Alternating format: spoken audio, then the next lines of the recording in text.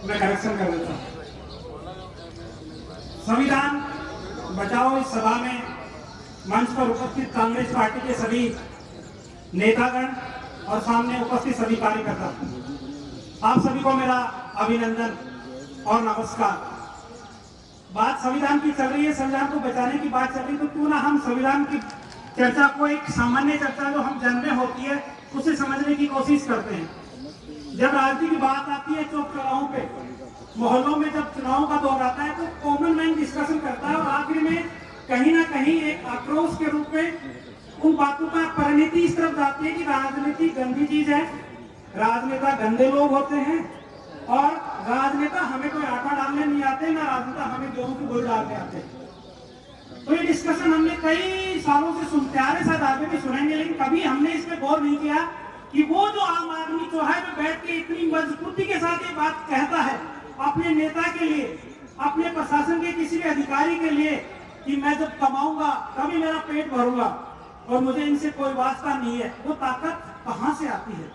बड़ी बारीकी चीज है। मैंने कई बार इसको सोचने की कोशिश की कि वो आदमी इतना आक्रोशित क्यों है। वो आक्रोशित नहीं होता, उसे संविधान ने ताकत दे रखी है, क्योंकि संविधान उसकी राजनीतिक, आर्थिक और सामाजिक न्याय की बात करता है। वो संविधान उसे हर अवसरों की, समान अवसरों की उपलब्धता की बात करता है। वो संविधान उसे ये स्वतंत्रता देता है कि वो अपने धर्म का प्रचार कर सके, अपने धर्म की बात रख सके, सबके सामने स्वतंत्र रूप से जीवन जी सके। वो संविधान उसे ताकत देता है कि उस देश में जिसका वो नागरिक है वहां भाईचारा उपलब्ध हो। इस तरीके से वो व्यक्ति इतना मजबूत होता है, अपनी राजनीति को भी कोसता है, अपने लोगों को कोसता है। लेकिन 2014 के बाद जब से सरकार आई है इस देश के अंदर, भारतीय जनता पार्टी की आरएसएस की उस स्कूल की शाखा से निकले हुए लोग जो उन पर राज कर रहे हैं, तब से इस देश में वो आदमी कमजोर हो रहा है जो ये पहले सड़क पे चलते ही कह देता था कि ये अधिकारी मेरा कुछ नहीं कर सकता, मैं कमाता हूँ तो खाता हूँ, ये नेता लोग मेरा कुछ नहीं कर सकते, मैं कमाता हूँ खाता हूँ। क्योंकि अब उसकी वो भावना कुंठित हो गई है, उसकी आवाज नरम पड़ गई है।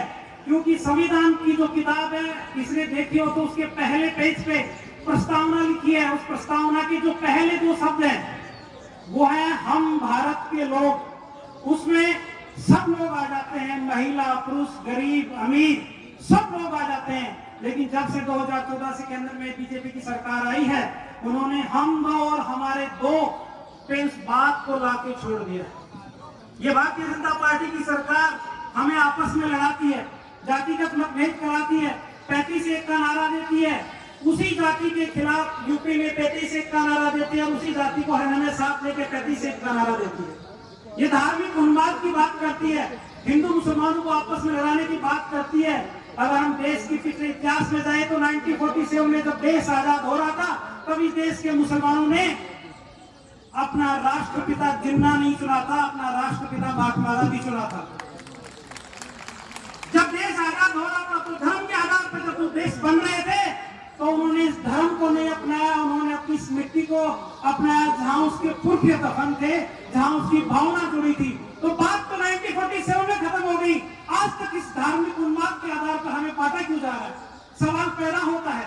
तो कांग्रेस पार्टी के कार्यकर्ता और कांग्रेस को अब जरूरत पड़ गई है कि इस संविधान को बचाने की जरूरत है, उन जातिगत जहर को बचाने की जरूरत है। हमारे कांग्रेस पार्टी के प्रतिपक्ष के नेता जब किसी एक मंदिर में जाके पूजा अर्चना करते हैं तो उसको धरा दिया जाता है।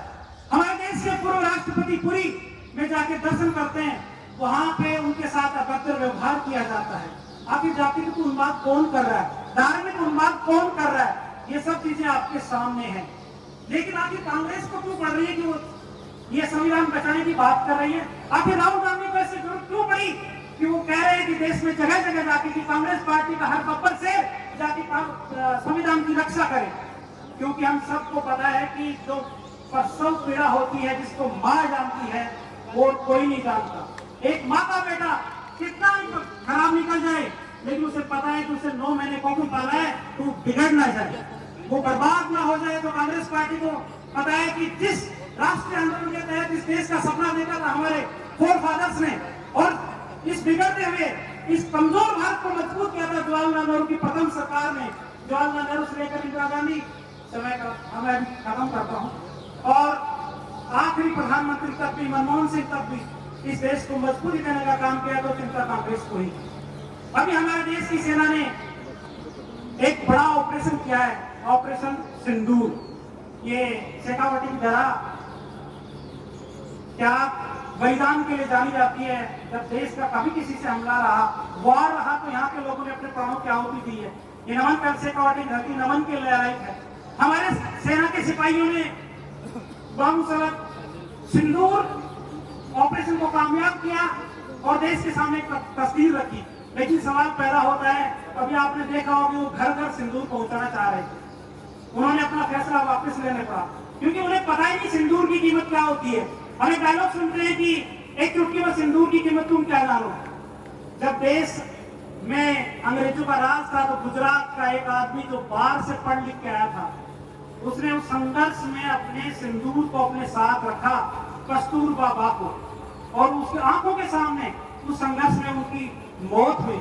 और एक गुजरात से निकला देश का प्रधानमंत्री जो कहने को तो चाय की दुकान पे कभी चाय बेचता था, लेकिन कपड़े नहीं थे, लेकिन 50 लाख का अपने दोस्त का सूट पहनता है और अपने सिंदूर को इस आधार पे त्याग कर देता है कि मुझे देश सेवा करनी है। तो फर्क है उस सिंदूर में कि एक सिंदूर को आखिरी सांस तक अपने साथ रखता है, और एक फर्क है सिंदूर में कि वो जब शुरू होता है तभी देश की सेवा के नाम पे अपने सिंदूर को छोड़ के चला जाता है।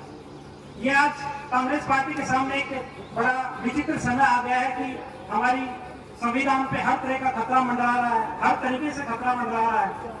कांग्रेस पार्टी के कार्यकर्ता के लिए मैं 2 मिनट लेना चाहूंगा कि एक जंगल में आग लग रही थी, तो एक चिड़िया इस चीज को आग लगती हुई को देख रही थी। तो उसने क्या देखा कि उस आग में उसके बच्चे मुसीबत में हैं, उस जंगल में उसके सारे साथी मुसीबत में हैं। उसने क्या किया कि पास की झील पे हो जाती है और झील से पानी की चूस भरती है और आग में डालने का कोशिश करती है। उपद्रवी लोगों ने आग लगा दी, जिस तरह के मेरे देश में जातिगत और धार्मिक उन्माद को आग लगाई जा रही है। इसको देख के किसी दूसरी चिड़िया ने उसको कहा कि बहन तू क्यों परेशान हो रही है, तो पूरे जंगल में दावरंग फैल गया है, ये जंगल जल जाएगा, तेरे इस चोंच भर पानी से कहाँ ये बुझ पाएगा। तो उसने उसको बात बताई कि बहन हो सकता है मैं इस आग को ना रोक पाऊं, लेकिन जब इतिहास लिखा जाएगा तो मेरा नाम आग बुझाने वालों में लिखा जाएगा और वो उन टोकरियों का आग जलाने वालों में लिखा जाएगा। वो चिड़िया उसी समय मर जाती है, लेकिन उस चिड़िया की मौत के बाद प्रकृति की आंखों में आंसू आते हैं, बारिश होती है, जंगल में फिर कुंबले फूटती है, जंगल हरा भरा हो जाता है और इतिहास उसी चिड़िया का लिखा जाता है जिसकी हम बात कर रहे हैं। अब मैं मेरी बात को खत्म करता हूँ राहुल गांधी के मैसेज के साथ, सामाजिक न्याय के मैसेज के साथ, कि एक गांव में एक आदमी ने अपने घुटने को हाथ लगाया तो उसको दर्द हुआ, तो डॉक्टर के पास गया, डॉक्टर ने उसको दवाई दी, उसने दवाई ली, रात को जब सो रहा था तो उसने अपने सर पे हाथ लगाया तो सर में भी दर्द हुआ। अगले दिन दोबारा डॉक्टर के पास गया, डॉक्टर ने उसको दवाई दे दी। उसके बाद उसने अपनी पीठ को हाथ लगाया और वहां भी उसको दर्द हुआ। किसी साथी ने बताया कि आप को जगह जगह दर्द हो रहा है, आप शहर जाइए और अच्छे डॉक्टर को दिखाइए। वो शहर में गया, डॉक्टर ने पूछा कि साहब आप बताइए आपको ये दर्द हो रहा है, कहाँ हो रहा है। तो उसने अपनी जहाँ दर्द हो रहा था वहां अंगुली रखी कि साहब मुझे यहाँ दर्द हो रहा है। तो उस डॉक्टर ने कहा कि आप इस अंगुली का एक्सरे कराइए, और जब अंगुली का एक्सरे हुआ तो उसमें उसका फ्रैक्चर निकला। तो राहुल गांधी यही बात कहते हैं कि दर्द सर में नहीं है, दर्द कमर में नहीं है, दर्द घुटने में नहीं है, दर्द अंगुली में है। हमें उस अंगुली का एक्सरे करना है, जाति का जनगणना करनी है, जो आरक्षण दिया हुआ है उसको बढ़ाना है। और प्राइवेट जो संस्थान है उसमें हमारे बच्चों को आरक्षण दिलवाना, क्योंकि नौकरियां खत्म हो चुकी हैं। तो मैं एक बार जिला कांग्रेस कमेटी ने मुझे समय दिया है, 2 बार मुझे समय छोटा करने के लिए भी बोला गया है। मैं बहुत आप लोगों का आभार व्यक्त करता हूँ। सामने जितने भी लोग बैठे हैं उन्होंने आपने मुझे अपनी तन्मयता के साथ सुना, इसके लिए आपका बहुत धन्यवाद, आभार।